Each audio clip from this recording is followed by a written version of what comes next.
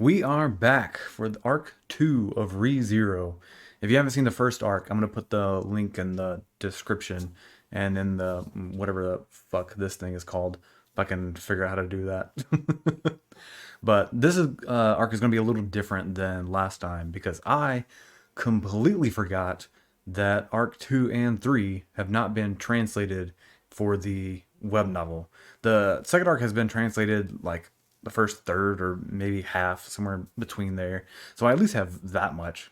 I'm really wanting to buy the entire light novel series in Japanese, but my Japanese is still shit. And it's going to be a while before I can actually read those. So I just went ahead and bought them in English. And then you can kind of see them poking out here a little bit over the top.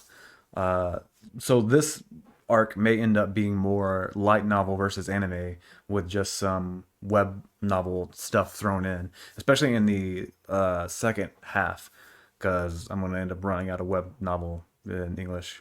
Speaking of the web novel, shout out to Blade Dragon for getting me more information on the web novel translations. Alright, this arc is not going to be short. In fact, I'm probably going to break it up into multiple videos just to save my sanity. But before we begin with the actual story, let's do a quick recap on where Subaru is at. At the end of last arc, Subaru had passed out after losing a bunch of blood, and Amelia had agreed to take him with her. He's lived a day in this world and died 3 times. From that night to the start of the next arc is a day. Well, technically it's the next day. So Subaru passes out that night, I'd guess at 7 p.m. ish, but that's just a guess. He gets carried off and then wakes up the next morning. So 0 days have passed? I'm not sure how to count this. We'll just say 0 days have passed since it's the next day. And that's when this arc starts. At least I think that's how it went. Most of what I found agrees with that timeline, but there are hints in the novels that suggest that he slept longer than that. But then there are also hints that everything that happened in the capital happened yesterday. So I'm just kind of taking a guess that this is the next morning. But I think that is what makes the most sense given all of the clues. But maybe I'm just misreading something in the novels. Maybe I'm just picking up hints of him oversleeping when there really aren't any, or maybe what they mean is that he slept for like 12 hours, which would still put him in the next morning, but he would still oversleep technically, I guess. I don't know. I'm just taking the best guess and saying that it is this arc is starting the next morning. Subaru wakes up in a room he's never seen before. He sees his wounds are healed and gets up to try to find someone. He opens the door into the hallway, a long corridor. He picks a direction and starts walking. After walking for a while, he notices he still can't see the end. The painting on the wall nearby is the same one that was outside of his room. His gamer knowledge activates and he realizes he's in a loop. He opens a nearby door to find a library with a small girl sitting in the middle of the room. Amazed at the vast collection of books, he turns to the girl and asks where he is. This is Betty's multi-purpose room, both library and bedroom, I suppose, she says in annoyance. Noticing that she isn't happy that he broke the spell so quickly, he starts rambling about his high luck stat until the girl gets annoyed and gets up to kick him out. She walks up to him, holds her hand up to his chest, and drains his mana. Subaru falls and says, "You are not human, are you?" before he passes out. Relax, he's not dead. So the girl's name is Beatrice, but she calls herself Betty. And I think Puck calls her Betty too as a nickname. I completely forgot that they just came out and state that she is not human. The novels actually give even more of a hint. And she says, "You're quite slow to pick up on that for someone that's met Puck." So it is very obvious that she is a spirit. But she is a special spirit, much like Puck. But we'll talk about that later. I think in Arc 4. So I'll tell you when you're older.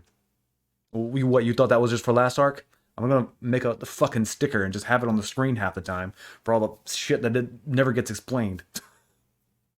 Here, Beatrice uses a spell called Infinite Corridor, which is exactly what it sounds like. It basically creates a loop so that the person is stuck going through the loop until they find the way out. For Subaru, he is stuck walking through this hallway until he finds the correct door out, which he does almost immediately as soon as he figures out what's going on. I cannot think of any other time this is used. This is literally I may just not remember, but as far as I know, this is the only time it's used, and it's just used to fuck with Subaru. The light novel has him find the right room pretty quick, but in a little bit of a different way. He figures out that he's in the infinite loop after seeing the painting and decides to give up and go back to what he thinks is his room. And he opens the door to find the library. So he does find it, and he does find it really quick because he gave up. And in the web novel, he figures out he's in the infinite loop and decides to start running down the hall. Literally just sprinting down the hallway until he figures out that he needs to pee and he thinks he's still stuck in the infinite loop. So he decides to just pee in the hall. I'm not joking. This is literally what happens in the web novel. Luckily, before he actually pisses in the hall, the spell fizzles out in front of him, so he sees that he can at least get out. And so he goes back to what he thinks is his room, opens a door, and finds the library. Another weird part of the web novel is after Beatrice drains Subaru's mana, she says that his gate is closed, which is completely different than what the light novel and the anime have. I'm guessing this idea was just kind of dropped between the web novel and the light novel. Subaru wakes up, back in the bed he was in before, but this time there are others in the room. Two girls, twins in fact, dressed as maids and calling each other Ram and Rim. Let the waifu wars begin. Rim, best girl, fucking fight me. I say that now, but I'm kind of interested to see if my idea changes now that I'm rereading and I already know the story. After some sexual harassment, Amelia walks into the room and greets them. Subaru finally gets out of bed and talks with her a bit. She convinces him to get a little exercise by going outside for a stroll. Interestingly enough, the conversation between Subaru and the maids kind of gets walked back as it goes from the web novel to the light novel to the anime. In the web novel, he kind of comments on his lewd thoughts, and the girls throw each other under the bus. Some like, don't use me for your lewd thoughts, use her. And then he gets up and chases them around the room. And in the light novel, they just cut out him getting up and them running around the room. And then in the anime, they cut out them throwing each other under the bus. So it just ends up with him talking about his lewd thoughts. It's still playful, I guess, but it gets less and less as it goes through each iteration, which is a common theme I've noticed. Anything risque pretty much gets reduced or completely taken out as it goes through each step. Another fun thing that happens in the web novel, Subaru asks who changed his clothes because he's not wearing his tracksuit anymore. And it was Amelia. And by changed his clothes, I mean all of his clothes. Which means at some point, Amelia saw his dick. At least in the web novel. The light novel and the anime decided to cut out that little detail, but I think it's funny, so I'm including it here. The novels also bring up a detail of Puck's contract. Well, I originally thought it was Puck's contract, but the novels make it sound like it's the contract with the lesser spirits, which honestly kind of makes more sense. But either way, she is contracted to talk to the lesser spirits every day, so they go outside to do that. Subaru teaches Amelia his homeland's ancient practice of warm up exercises, radio calisthenics. Puck appears as they finish and says that Subaru deserves a reward for keeping Amelia safe the night before. Let me pet your fur anytime I want, is what he demands, and Puck is happy to oblige. While Subaru is cashing in on his gift, Ram and Rem approach, and inform all of them that Roswell has returned.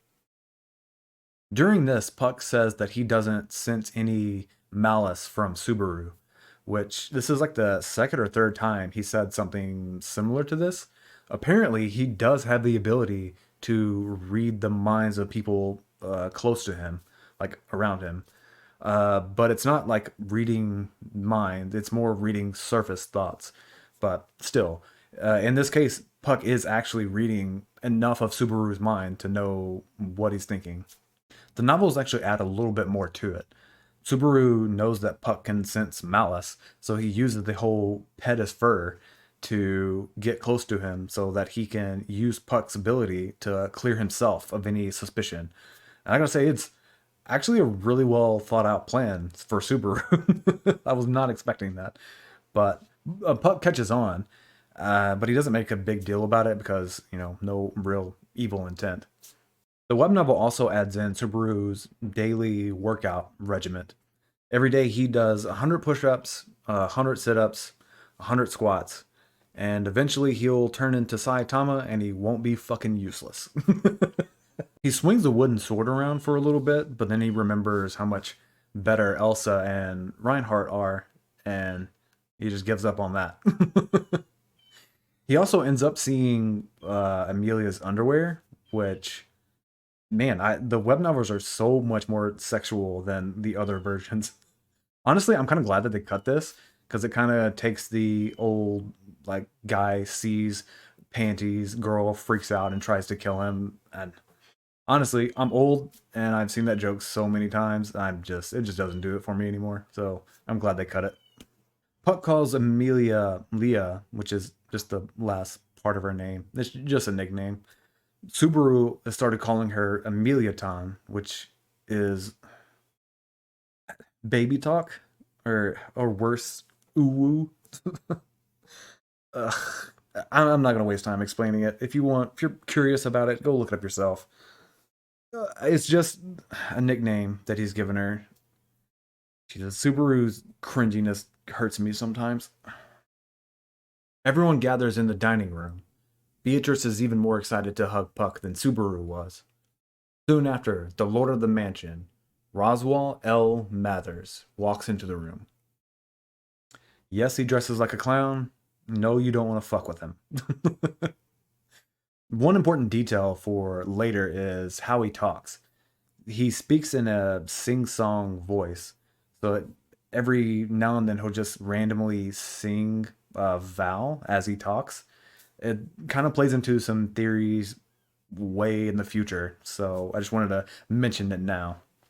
Speaking of which, one thing that I forgot to mention is Amelia'S speech pattern, or word choice, I guess. She uses a lot of older words like dunderhead. That's words that you would expect to hear from your grandma. There is a reason for this, but it's not explained until later, so I'll tell you when you're older. Jesus, I'm doing the same. Am I super old? Oh, maybe using this phrase was a mistake. The main story is pretty much the same between the novels and the anime. The novels kind of add in a little more of Subaru messing with Beatrice and sitting at the head of the table, which is Roswell's seat, and they make a little fuss about that. But it's mostly just little details that are the anime probably cut for time. It doesn't really change a whole lot of the story, so I'm probably also not going to include all those little details. The biggest difference is Roswell himself. The light novel and the anime versions are similar enough, but the web novel is completely different. He dresses like a clown in pretty much every version, at least eventually. But in the web novel, he acts like a clown. Not literally, but he acts like the Joker from Batman, or worse, like a horny Joker. At one point, he says, I'm a perverted nobleman with demi human taste. He also kisses Subaru on the forehead and says that his eyes are making him aroused.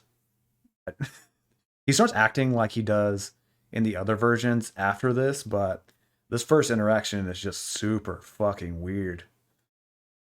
They sit down to eat, and Roswell explains the current events of the country of Lagunica. The king and all of his children have died suddenly due to an unknown illness. To decide the next ruler, a royal selection will be held.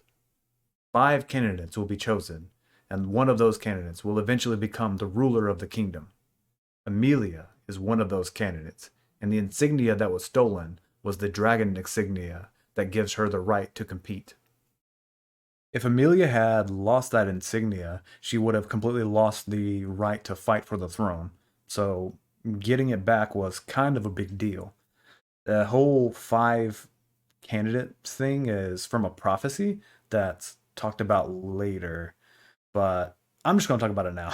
The dragon tablet is a stone that has the fate of the country on it, but it's really just a bunch of prophecies. One of those prophecies is the royal selection. Should the covenant of Laguna collapse, the nation shall be guided by she who forms a bond with the dragon anew. There shall be 5 able to lead a new nation. Of these, one shall be selected as a maiden to form a new covenant with the dragon. The insignia shows that a person is eligible. At this point in the story, the 4 of the 5 candidates have been found, including Amelia. So they're just waiting to find that one more person before they start the official selection process. Once one person is selected, they will make a covenant with a dragon, and that will signify that they are the ruler of the nation or the kingdom. But we'll get more into that in the next arc. The novels do a better job of explaining that while Amelia is a candidate, she doesn't really stand much of a chance without the backing of an important person, which is the same for all the candidates, actually. Roswell is the Lord of the Outer Region and the court magician, so he is important to the kingdom, and having his backing really helps Amelia. And honestly, he's the only important person that will back her, so beggars can't be choosers. Recognizing the importance of the insignia, Roswell will also give a reward for Subaru's actions. Subaru smiles, stands, and declares, "Hire me to work in this mansion." In the novels, Subaru brings up the fact that there are only 2 maids for this giant mansion, so there's a little bit more of a reason for him to ask for a job. He's got nowhere to go. He knows the mansion's understaffed, so he uses that opportunity to ask. It doesn't really change anything for the story, but it does kind of keep with the theme of novel Subaru being smarter than anime Subaru. Rim says that she's better than Ram at pretty much everything involving being a maid. She doesn't say this like bragging or anything. It's more of just a statement of fact, and Ram doesn't really seem bothered by it at all. This is kind of important for later. Kind of. I guess while we're here, Subaru gives them all nicknames. Remren, Ramchi, Roschi. Sure, I butchered those. Not not important to the story at all, but I guess I've already pointed out all the other stupid nicknames Subaru gives people, so might as well keep doing it. In the light novel, Subaru just randomly starts touching Amelia's hair. Like they're having a conversation and he just reaches out and starts running his hand through her hair. And she asks if he has a hair fetish since he also wanted to rub Puck's fur. And it's kind of funny, but it's super weird. And the web novel makes it even worse. Subaru just randomly hugs her, and when she gets upset about it, he says it's her fault that he did it. And I guess later he does run his hands through her hair after she very reluctantly says that she would have sex with him if he demanded it as a reward. As someone who is not a fan of physical touch, this whole part hurt me on so many levels. And he doesn't take her up on that offer, obviously, because she very much doesn't want to. And I'm honestly not even sure how much she understands what she is saying, but she thinks that getting the insignia back was worth a big reward. So that's what she offers. In fact, this whole conversation feels meandering and all over the place. Feels like it takes them forever to get through it just because they keep getting off on random tangents. The light novel and the anime do it much better, in my opinion. In addition to the edginess and the over sexualization that's in the web novel, it also has more slapstick type comedy. It's probably not the word I'm looking for. It has a more comedic feel, I guess. Like the overall story is the same, but the characters' personalities change enough through each iteration that the overall feel of the story is different depending on whether you're reading one of the novels or you're watching the anime. I don't know. It's just interesting to see. And I guess the web novel points out that the drinking age is 14, which is the actually the least surprising part of the web novel. Final thing. So in the anime, this comes off as a reward for Subaru helping, but in the novels, this comes off as a fucking bribe. So Subaru points out that it's their fault for not keeping an eye on Amelia and letting her escape. And Roswell points out that if even her getting it stolen, getting her insignia stolen can hurt her chances of being emperor. So if that knowledge gets out that she had it stolen, it could hurt her. So Subaru needs to keep his fucking mouth shut.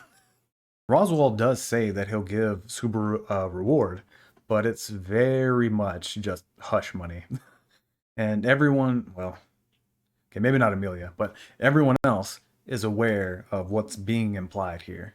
They kind of hint at it in the anime later on, but it's just done much better in the novels here. Okay, one final thing. In the novels, Subaru says that part of his reward is that he gets to work under the same roof as the person that he likes. And then Amelia follows it up with, I wonder if it's Ram or Rem that you like. It's like she just stabs him and then twists the knife, which Subaru has experienced, actually, now that I think about it.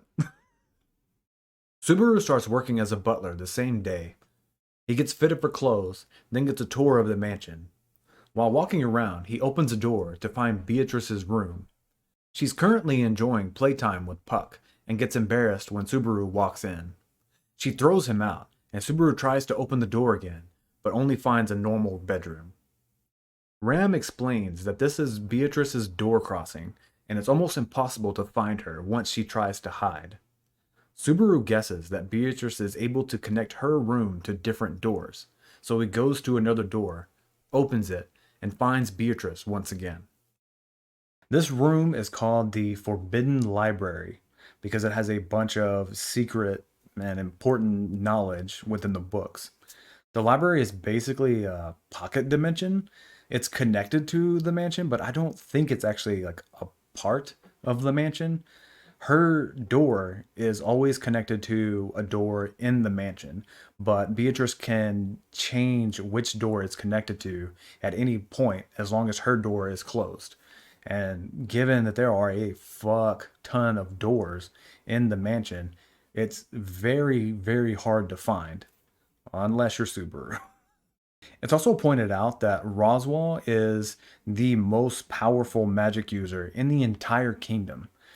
To put this into perspective, there's 6 different types of magic.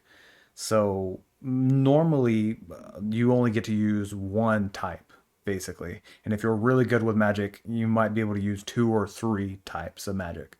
Roswell can use all 6, which means that he can learn and use almost any kind of magic without any difficulty. There is one kind of magic that he can't use, but I'll talk about that whenever it's brought up. But as far as magic users go, he is the best of the best. Ram starts calling Subaru Borusu, which I think is just a rearrangement of the characters in his name. She's basically just saying that he's not worth remembering, so she doesn't get his name right.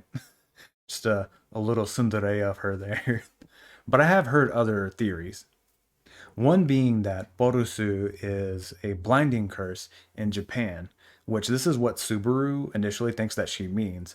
But there's no real reason to think that that idea exists in this world, and Ram seems to be confused about what he's talking about. So who knows? I think that's probably not likely what it is. Another theory that I've heard is that it means balls, Borusu, which would basically just be like a Japanese way of saying balls, basically. But that would be taking it from the English word, which everything that I've seen so far, I don't think any English is even in this world at all. So I don't think that one's very likely either. Time is also brought up here, but it's really only in the novels. So their clocks work off magic and they change color based on a 6 hour cycle. So it starts with green for wind, and then red for fire, and blue for water, and yellow for earth. So basically, you can roughly tell what time it is based on the color of the clock and how bright the color is. Now, those colors are then grouped into two, and the wind and fire make solar time, and the water and earth make lunar time. And it's not clear at all when those times start. In the web novel, it says that wind time starts at sunrise, which would be roughly 6 a.m. for us. So if someone says it's 7 solar time, that would mean it's about 1 p.m. for us. And I use that example because that is the time that Subaru supposedly woke up in front of the twins.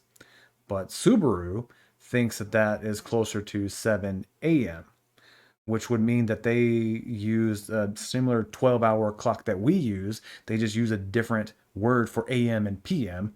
But that would also mean that wind time starts at midnight, not at 6. So I don't know. I've seen people on both sides of this, so it's really not clear. The web novel gives Subaru the amazing ability to be able to tell time based on his beard growth. So he can tell how long has passed since he shaved based on how long his beard is.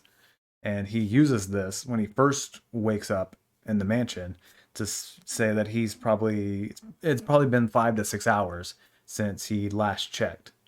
And that makes me think that he woke up the next morning and that solar time is just AM. So he woke up 7 a.m. But there are so many other times when it seems like it should work the other way, where it's 7 solar time should be closer to 1 p.m. And I don't fucking know which one it should be. And I'm pretty sure this isn't going to come up near enough for this to matter whatsoever.